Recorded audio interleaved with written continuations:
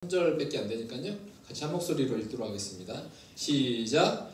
그러므로 내가 그리스도를 위하여 약한 것들과 능력과 궁핍과 박해와 공고를 기뻐하노니 이는 내가 약한 그때에 강함이라. 아멘. 오늘 그 바울의 고백인데요. 오늘 바울이 어떤 인생을 살고자 했냐면 10절에 이렇게 나옵니다. 어떤 인생이 되기를 원했어요?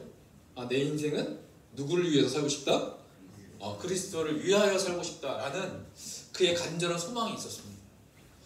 여러분들 우리 주님 그리스도를 위해서 살기를 원하십니까? 다 아멘이신가요? 노멘이라고 할 수는 없겠죠? 아멘이시죠?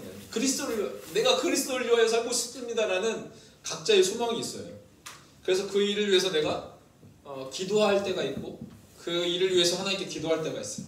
오늘 누구보다도 이 바울은 예수님을 만나고 나서 그의 모든 것을 다 버릴 만큼 오직 그리스도를 위하여 살고자 했던 인물이 바로 바울이었습니다.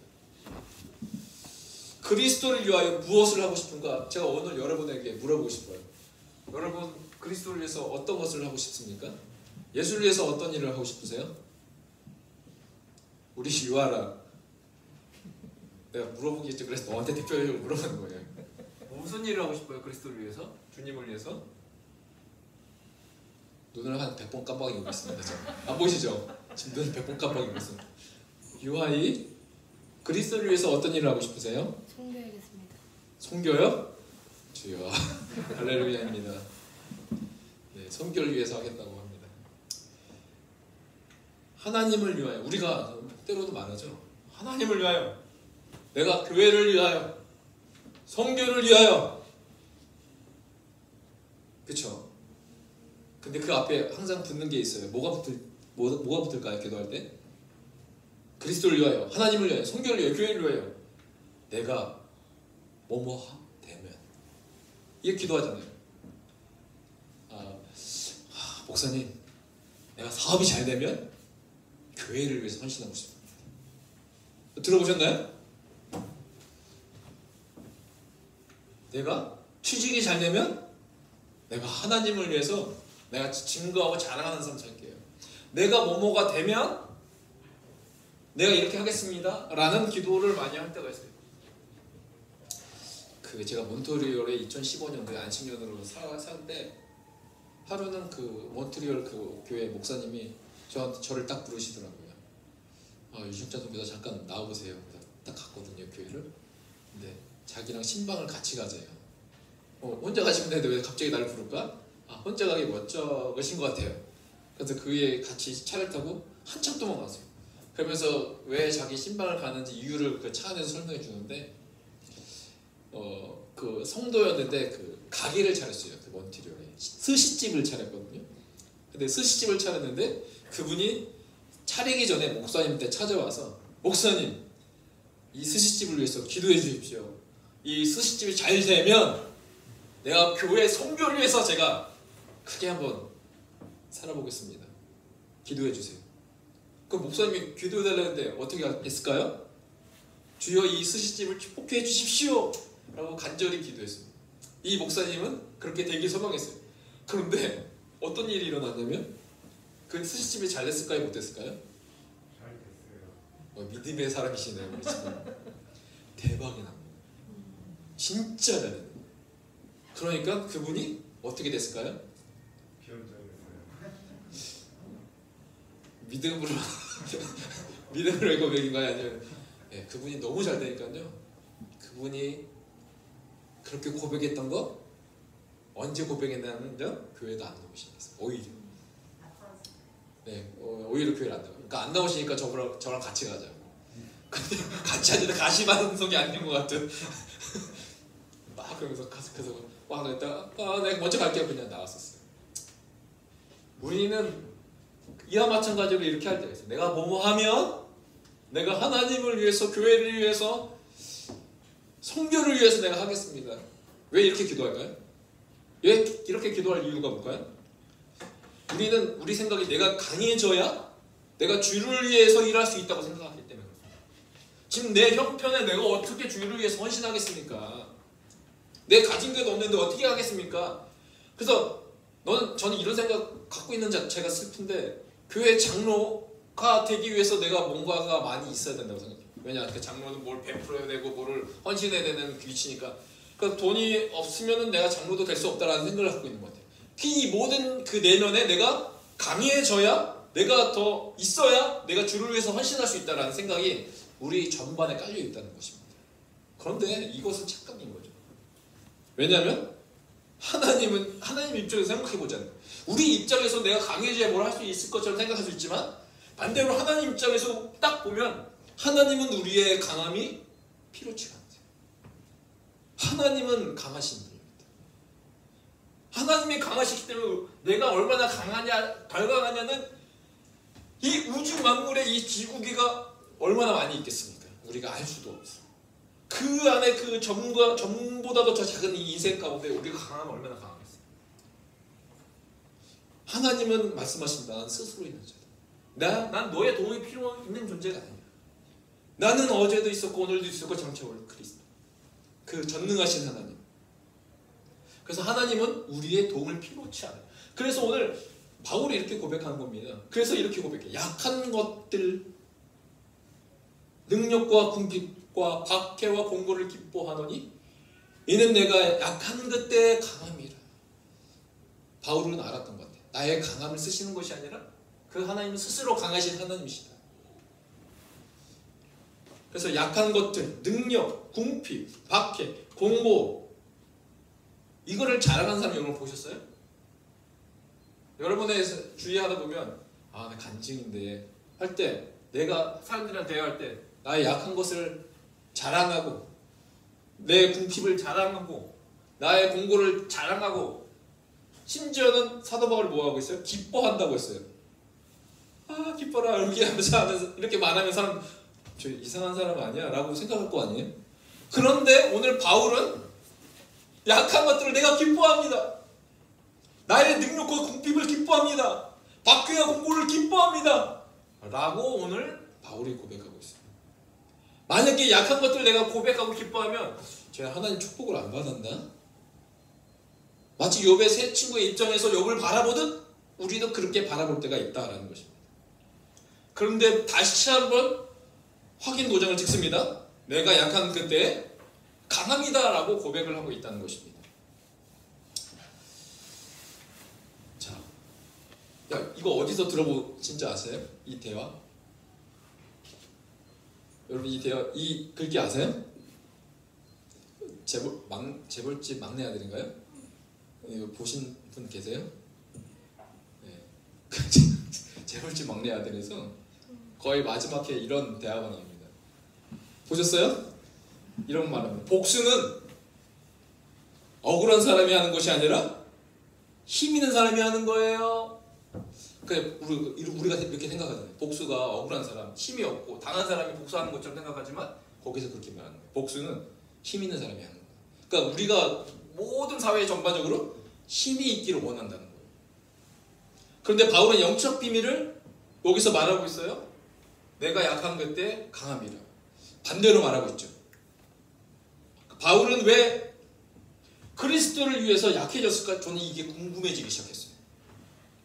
우리는 강해지기를 원하고 우리도 기도도 그렇게 하는데 왜 바울은 자기의 연약함을 기뻐했고, 그리고 내가 약한 그때 왜 강해졌다고 그렇게 고백했을까? 그렇게 되기 위한 그 바울의 생각은 어떤 생각일까? 이게 궁금해지기 시작했어요. 그런데 가만히 성경을 보니까 이와 같은 예들이 많이 있었으면 보겠어요. 보여지기 시작했어요. 히스기야를 보니까 바울이 왜 그렇게 말했는지 이해가 가기 시작했어요. 히스기야의 3단계 삶이 있는데 첫 번째 삶은 형통의 삶이에요. 첫 번째 형통의 삶. 역대하 31장 20절 보니까 이렇게 나와 있어요. 히스기야가 온 유다에 이같이 행하되 그의 하나님 여호와 보시기에 선과 정의와 진실함으로 행하였으니 21절 그가 행한 모든 일 곧 하나님의 전에 수정되는 일에나 율법에나 계명에나 그의 하나님을 찾고 한 마음으로 행하여 어떤 일을 경험했냐면 그는 형통한 인생을 살았어요. 형통한 인생. 첫 번째 히스기야의 첫 번째 삶은 형통한 인생이었어요. 그런데 형통한 인생에서 거기서 그치지 않았어요? 2단계는 존귀한 인생으로 나아가서 형통해서 존귀한 인생.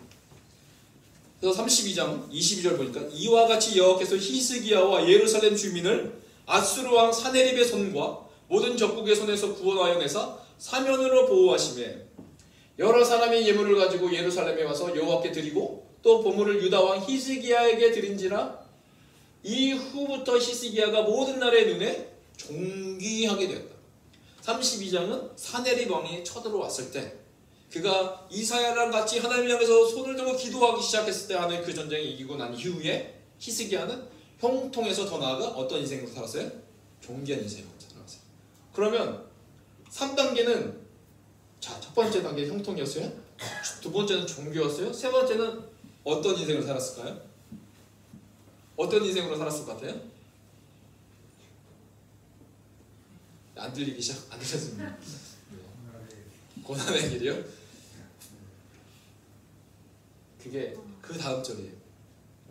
32장 24절. 그때 히스기야가 병들어 죽게 되었으므로 여호와께 기도하며 여호와께서 그에게 대답하시고 또 이적을 보이셨으나 히스기야가 마음이 어떻게 됐을까요? 교만하여 그 받은 은혜를 보답하지 아니하므로 진노가 그와 유다와 예루살렘에 내리게 되었다. 형통한 인생이었어요. 강해졌겠죠. 존귀한 인생이 되어서 모든 사람이 그를 물어봐요. 더 강해졌습니다. 그럴 때 그의 인생이 어디로 나갔어요? 네, 교만한 삶으로 나아갔어요. 그가 병들어 죽게 되었어요. 그런데 하나님이 이적을 보이셨어요. 얼마나 큰 은혜를 경험했던 사람인지 모르겠어요. 히스기야는.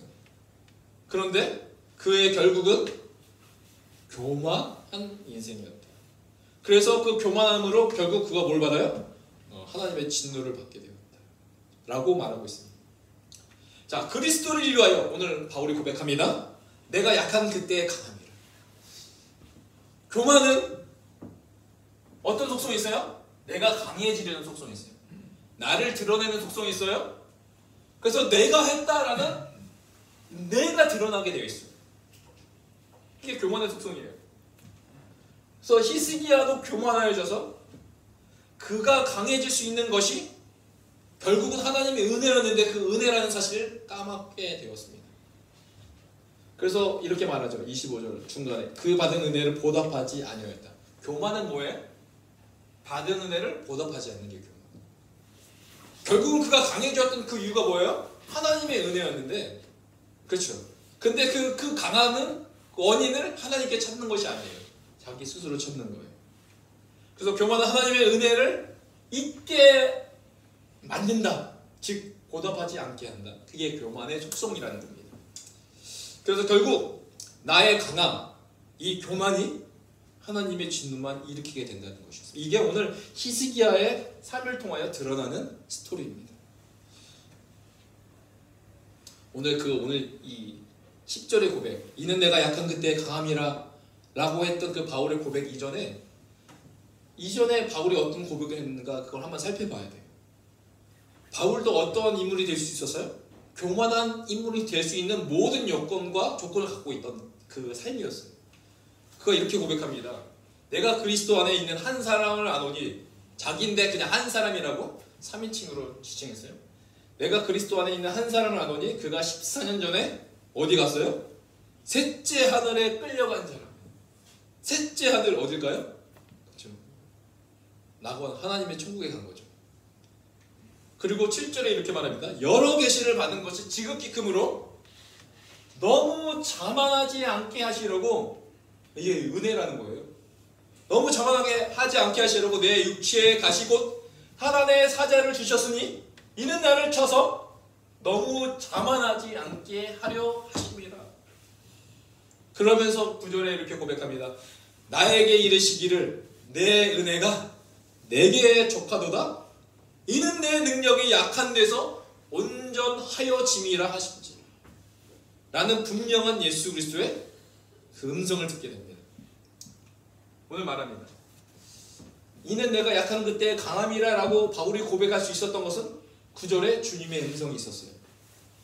이는 내 능력이 약한 데서 온전하여짐이라 라는 그 예수 그리스도의 음성을 들었기 때문에 그때부터 바울은 고백하기 시작합니다. 나의 약한 것들, 연약한 것들, 정말로 궁핍과 박해와 공고, 그것을 기뻐하기 시작했어요. 왜? 하나님이 기뻐하십니다.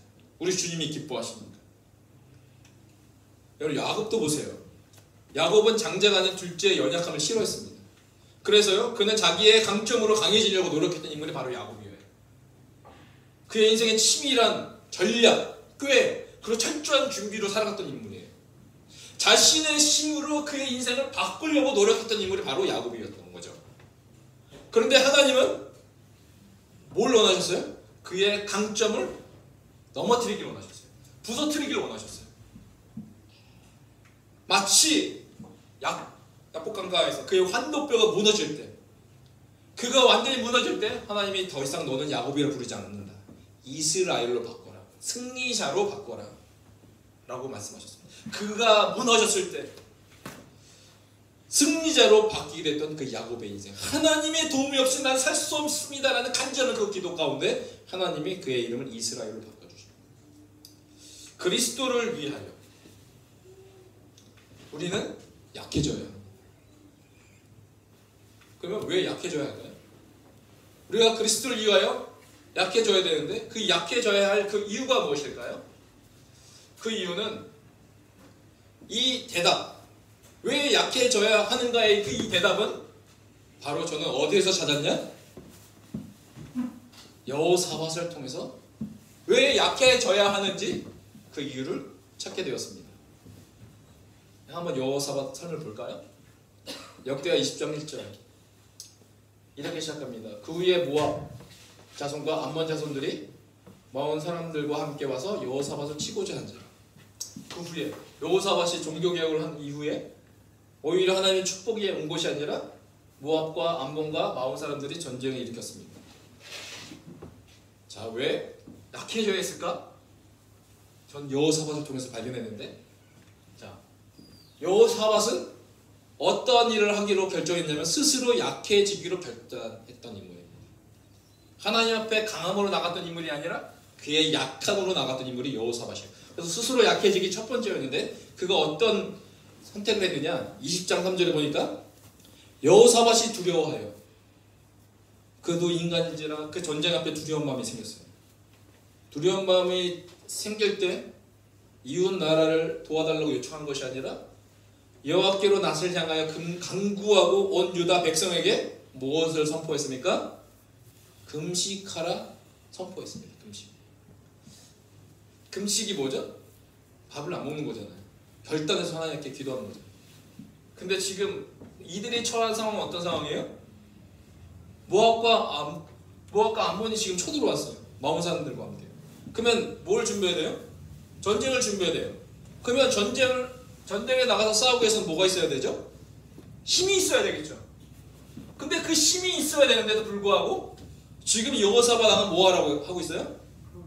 금식하면 그 밥을 먹고 에너지가 딱 충전돼서 나가야 되는데 오히려 그 힘을 잃어버리게 만드는 그 일을 했다는 거예요. 여호사밧 스스로 약해지기 첫 번째 금식을 선포합니다. 그러면 여러분 생각해보세요. 한 나라의 대통령 임금이 지금 전쟁에 쳐들어왔어요. 즉서 예를 들어서 이런 드론을 공격하는데 우리나라 대통령 생각해보세요. 여러분 금식하세요? 라고 하면 여러분은 대통령을 칭찬할까요? 욕을 할까요? 당연히 공격해라 라고 말을 해야죠. 빨리 전쟁을 준비하라 라고 말을 해야죠. 그런데 저는 이해할 수 없는 것이 여호사밧의 행동이었다는 거예요. 전쟁을 준비하십시오 라는 그 말이 아닌 금식하십시오 라고 말했습니다. 그러면 백성들이 이런 말을 한 여호사밧 왕에게 대해서 어떻게 대답해야 돼요? 말이 돼요 지금? 왜 그런 걸 우리한테 시키세요? 전쟁을 준비해야죠 라고 말을 해야 되는데 백성들도 마찬가지예요. 어떻게 말하고 있어요? 유다 사람이 여호와께 도우심을 구하려 하여 유다 모든 성읍에 모여와서 여호와께 간구하더래요. 왕이 막 금식하자 기도하자니까 백성들도 다 같이 모여서 기도하기 시작해요. 그러면 저는 누가 제일 황당할 것 같냐면 모압과 암몬이 제일 황당할 것 같아요. 전쟁하러 왔는데 쟤네들 막 밥도 안 먹고 막 기도만 해요. 그래서 쟤네 뭐지? 정탐꾼을 보냈는데 정탐꾼이 보니까 아니 쟤네들이 갑자기 전쟁을 안 준비 안 하고 그냥 금식하고 기도하고 있습니다. 헷갈릴 것 같아요. 그리고 두 번째, 스스로 약해지기 두 번째, 왕이 또 여호사밧 왕이 이렇게 말합니다. 우리 하나님이여 그들을 징벌하지 아니하시나이까? 우리를 치러오는 이 큰 무리를 우리가 뭐라고 말하죠? 대적할 능력이 없고 어떻게 할 줄도 알지 못하고 오직 주만 바라보나이다. 대통령은 군대를 이끌어가야 될 첫 번째 리더죠. 그런데 그의 입에서 전쟁이 왔는데 나 어떻게 할지 모르겠어요 라고 하면 그 밑에 있는 사람이 나도 어떻게 할지 모르겠어요 이렇게 되겠죠. 오합지졸이 되고 그리고 그 전쟁을 준비할 수 없어서 그냥 싸워보지도 못하고 패할 수밖에 없는 상황이에요. 왕이 이렇게 고백해 나 어떻게 할 줄도 몰라요. 대처할 능력도 없어요. 지금 첫 번째, 이들은 금식해서 에너지가 없는 상태예요. 두 번째, 전략을 짜야 되는데 전략이 없는 상황입니다. 스스로 하나님 앞에 할 수 없는 것들 상황으로만 지금 이끌어가고 있어요. 여호사밧 왕이. 그런데 하나님 앞에서 그렇게 스스로 약해지고 결단했던 여호사밧에게 어떤 일이 일어나느냐? 20장 21절. 백성과 더불어 의논하고 노래하는 자들을 택하여 거룩한 예복을 입히고. 자, 군대 앞에서 찬양팀을 딱 뿌려가지고 야 우리 찬양팀 조직하자. 전쟁 나가는데 찬양팀을 조직하자. 무슨 앞에 막 저격수를 준비하는 것이 아니라 특공대를 준비하는 것이 아니라 야 찬양팀을 준비하는데 찬양대에 입는 옷은 갑옷이 아니라 무엇을 입어요? 성가복을 입히는, 가운을 입히는 거예요. 거룩한 예복을 입고 군대 앞에 행진하며 뭐하기 시작합니까? 여호와를 찬송하여 이르기를 여호와께 감사하세 그의 인자심이 영원하도다 하게 하였어. 이렇게 고백하기 시작해요. 지금 이들은 금식했어요? 힘이 없어요? 전략도 없어요? 그런데 하나님이 어떻게 역사하셨죠? 22절에 그 노래와 찬송이 언제예요? 시작할 때. 그러면 지금 모압과 암몬 마온 사람들이 앞에 있어요. 찬양팀이 구성돼서 맨 앞에 서 있습니다. 그리고 전투복을 입은 것이 아니라 전신갑주를 입은 것이 아니라 성가대 가운을 딱 입었어요. 감사하세라고 하기 이전에 그 상황을 딱 보십시오. 지금 저들은 칼과 창으로 지금 죽이려고 지금 서 있어요. 근데 역사는 언제 일어났죠? 찬송하기 전에는 일어나지 않았어요. 근데 그들의 적과 환경 모든 것을 바라봄에도 불구하고 그 노래와 찬송이 시작할 때 어떤 일이 일어나느냐? 여호와께서 뭘 두었어요? 언제 복병을 두었어요? 이들은 아무것도 할 것이 없어요. 근데 복병이 갑자기 나타나요. 하나님의 천군 천사를 보내주셔. 그런데 말도 안 되는 상황이 그때부터 일어나기 시작합니다. 보이지 않는 하나님의 그 군대들이 일어나기 시작합니다. 유다를 치러온 암몬 자손과 모압과 세일산 주민들을 치게 하심으로 그들이 패하였다. 승리했어요. 자, 바울이 고백합니다. 그리스도를 위하여 약해져야 된다고 고백했습니다.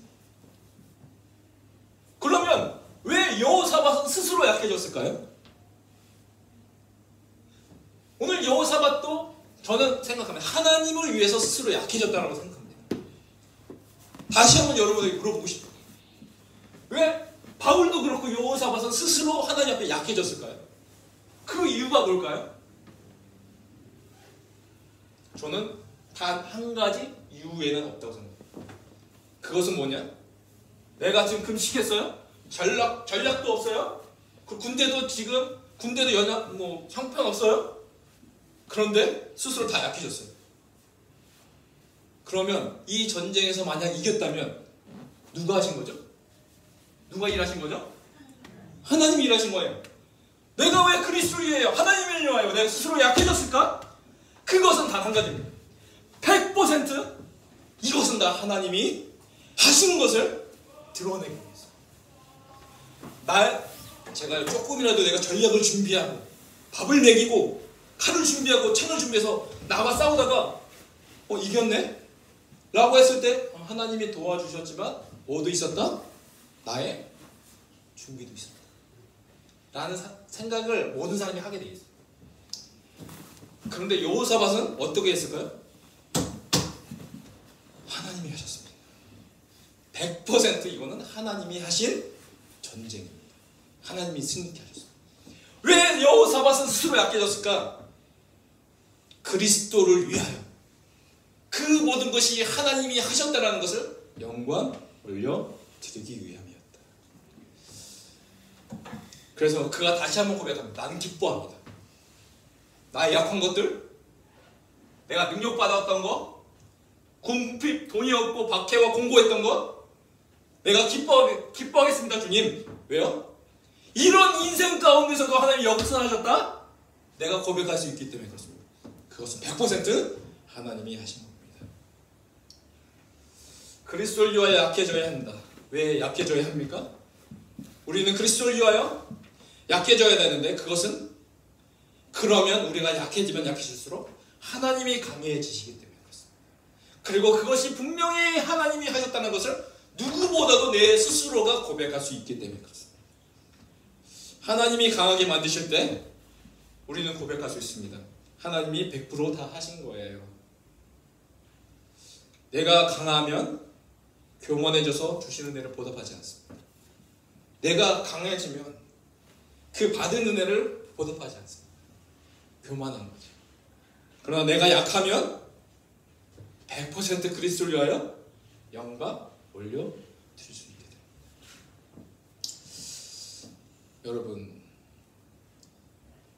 여러분이 만약 약하시다면 정말 감사했으면 좋겠어요. 왜냐, 그 시점부터 하나님이 강하게 역사할 그 시점이 되기 때문에 그렇습니다.